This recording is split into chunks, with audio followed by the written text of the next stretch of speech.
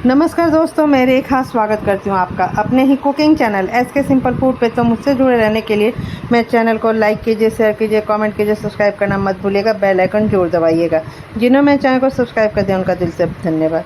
तो दोस्तों, आज मैं एक फिर से बिहार की रेसिपी लाई हूँ मिठाई की, और ये है खजली। इससे पहले मैंने खाजा का रेसिपी दिया है।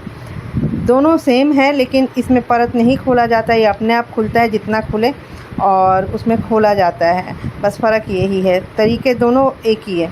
और ये आप बना सकते हैं दिवाली, करवा चौथ, किसी भी पूजा में, और आप इसको खा सकते हैं नॉर्मल दिनों में बना के।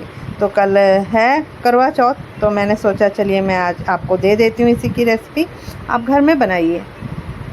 और घर में जब हम मिठाई बनाते हैं तो हमें पता होता है कि वो कितना शुद्ध है। हमने नहा धोवा के बनाया है, उसके बर्तन अलग होते हैं, उनमें बनाया है। तो मैंने इसके लिए ले लिया मैदा, चीनी, साथ में लिया है मैंने देसी घी।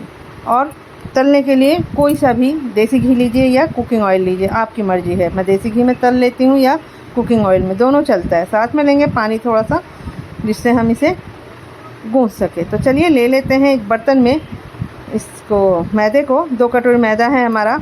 मैं इसमें मोइन नहीं डालूँगी, काफ़ी लोग मोइन डालते हैं, मैं मोइन नहीं डालूँगी। और टिप्स और ट्रिक ये है कि इसको बहुत ही स्लो आंच में तलेंगे ताकि ये थोड़ा क्रिस्पी हो जाए। ये क्रिस्पी होगा, खस्ता नहीं होगा, लेकिन हाँ क्रिस्पी होगा और इतना अच्छा लगेगा आपको खाने में। तो ये टाइट आटा गूँधा जाता है, गूँधता नहीं है, तो मैं इसको इस तरीके से गूँधती हूँ। मिला के गूँध लिया, अब इसकी छोटी छोटी लोई तोड़ूँगी, फिर मिलाऊँगी, फिर तोड़ूँगी, फिर मिलाऊँगी।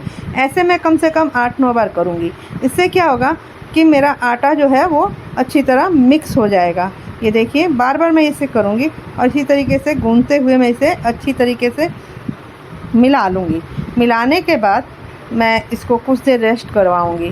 तो इसी तरीके से आप भी गूँधिए। अगर टाइट आटा नहीं गूँधेंगे तो ये क्रिस्पी नहीं बनेगा।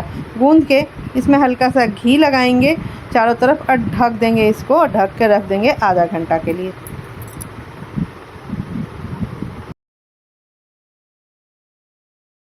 जब तक आटा हमारा रेस्ट हो रहा है तब तक हम इसका बना लेते हैं साटा। साटा 2 चीज़ों में बनता है, या तो देसी घी हो या फिर डालडा। ये रिफाइंड या किसी और कुकिंग ऑयल में नहीं बनता है। तो मैंने देसी घी लिया है, क्योंकि डालडा तो अब हमारे घर में आता ही नहीं है। तो चलिए, इसमें 2 चम्मच मैदा था, 1 चम्मच हमने घी डाला है। और इस तरीके से होना चाहिए, इतना गाढ़ा। देख लीजिए इसका कितने उसमें है थिकनेस इसकी। तो चलिए इसको रख देते हैं साइड में और देखते हैं आटे को। आटा आधा घंटा हो गया, इसको अच्छी तरह मिला लेते हैं, मसल के इसको गूंद लेते हैं। जैसे मैं बता रही थी कि हमने इसमें मोइन नहीं डाला है, और ये धीमी आंच पे पकता है तभी करारा होता है इसका। बस कुछ बातों का ध्यान रखना है, जैसे इसका आटा टाइट गूंदा हो, इसको बिल्कुल कम आँच, मीडियम से भी कम आँच पे तलना है। तो चलिए हो गया है। अब मैं इसकी छोटी छोटी लोई बना लेती हूँ, और लोई बना के इसको हम बेल लेते हैं। कैसे बेलेंगे वो भी दिखा देती हूँ, मैंने आपको दिखाया था। तो इसको पूड़ी या रोटी के बराबर बेल के हम रख लेंगे, जैसे हम रोटी या पूड़ी बेलते हैं। और इस पर वो जो साटा बना के रखा था हम उसको लगाएंगे। तो चम्मच हटाते हैं, लगाते हैं हाथ से। ये देखिए मेरा नाती भी बीच में कूद रहा है। तो चलिए एक के ऊपर एक, हम जितना आप मोटा रखना चाहें रख सकते हैं, उतनी ही परतें इसकी बनेगी जितनी पूड़ियाँ इसके ऊपर रखेंगे। और लगाते जाएंगे साटा, और इसको बिछाते जाएंगे एक के ऊपर एक, और इसको बिल्कुल टाइट हाथ से इसको रोल करेंगे, दबाते हुए ऐसे रोल करते हुए जाएंगे। चलिए रोल हो चुका है, इसे थोड़ा सा रगड़ देते हैं ताकि थोड़ा पतला हो जाए। तो अब हम इसको काट लेते हैं छोटे छोटे पीस में, और काट के इसको दबाते जाएंगे। ये ट्रिक मैंने आपको खाजे के रेसिपी में भी बताई थी। दबाने से क्या होगा कि हमारा जो परत है वो दोनों तरफ बाहर की तरफ आएगा जब हम बेलेंगे, और जब हम तलेंगे तो इसकी परत खुलती जाएगी। चलिए उधर बेल रहे हैं, तब तक हम इधर चीनी का चाशनी बना लेते हैं।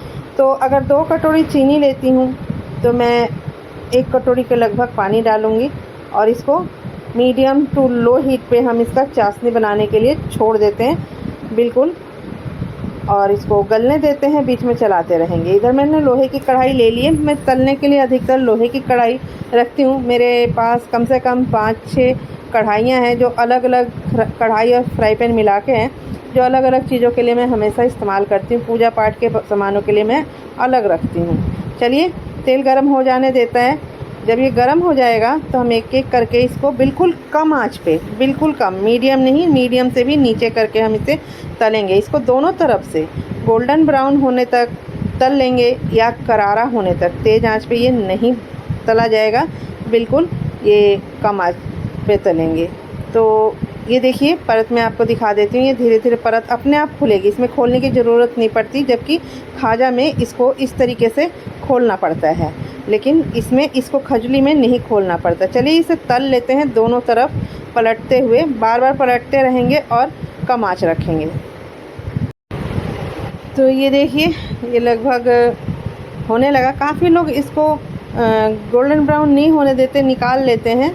चलिए चाशनी भी चेक कर लेते हैं। अभी तार नहीं बना है, कम से कम 1 से 1.5 तार या 2 तार बनना चाहिए।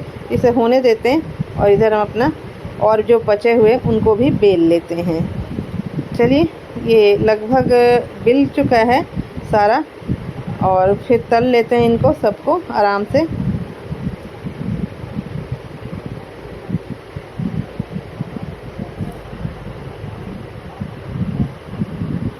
तो चलिए इसके सब तल लेते हैं गोल्डन ब्राउन होने तक, और बिल्कुल कम आंच पे तलेंगे, थोड़ा तसल्ली से, क्योंकि जल्दबाजी में नहीं होता। इधर हमारी चाशनी की जो है वो तार भी बनने लगी है ठंडी होने के बाद। ये देखिए 1 तार की चाशनी हो गई है। आप चाहे तो 1 तार की चाशनी रखिए। इधर हमारे ये भी तल चुके हैं। तो गरम रहेगा चाशनी तभी हम इसमें डालेंगे। कलेंगे कड़छी, और कड़छी से इसके ऊपर हम पूरा चाशनी लगा देंगे। इसी तरीके से हम सारा तैयार कर लेंगे चाशनी में, और उसके बाद इसको हम रख लेंगे। जब ये थोड़ा सूख जाएगा तो इसके ऊपर चाशनी की एक वाइट सी परत आ जाती है। आप चाहे तो 2-4 तार की चाशनी भी बना के डाल सकते हैं, और मैं 1 तार की ही चाशनी में बनाती हूँ। तो काफ़ी जगह इसे चिरौटे कहा जाता है, हमारे तरफ खजली कहते हैं। आपकी तरफ क्या बोला जाता है मुझे ज़रूर एक बार कमेंट करके बताइएगा। तो ये मेरा तरीका था खजली बनाने का। ये बिहार में बनता है, शादी ब्याह में ज़रूर बनता है। पहले बेटी बहू की विदाई में भी इसे दिया जाता था। तो आप भी बनाइए मेरे तरीके से। आपका भी कोई तरीका हो तो मुझसे शेयर करिए। ये देखिए इस पर चीनी की परत आपको दिख रही है। तो लिंक में मैं खाजा का रेसिपी दे दूँगी। आप इसे करवा चौथ में बनाइए, दिवाली में बनाइए, कभी भी बना के खाइए। तो चलिए मिलते हैं नेक्स्ट वीडियो में। तब तक के लिए नमस्कार, धन्यवाद।